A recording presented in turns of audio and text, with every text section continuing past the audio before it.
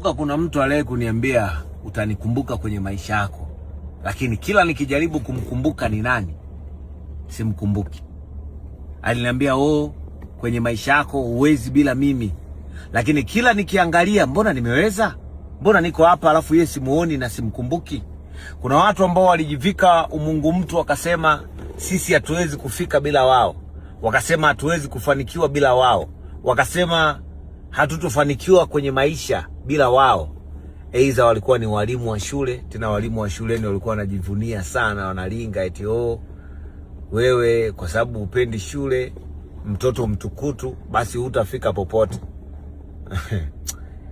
Kuna wapenzi ambao tushakuwa nao kwenye mahusiano, wakasema ukiniacha mimi hutapata mwingine kama mimi. Kuna wengine pia wakajivika umungu mtu, ndugu zetu, majirani zetu, watu wetu wa karibu, walipoona tunapita kwenye majaribu wakasema hatutaweza kusimama tena, lakini wakasahau kama Mwenyezi Mungu haishi mtaani kwao. Yaani wewe hauishi mtaani kwako na Mwenyezi Mungu. Kwa hiyo Mwenyezi Mungu ataendelea kunibariki na wewe utakuwa unaendelea kuniona mimi nikifanikiwa matako yako.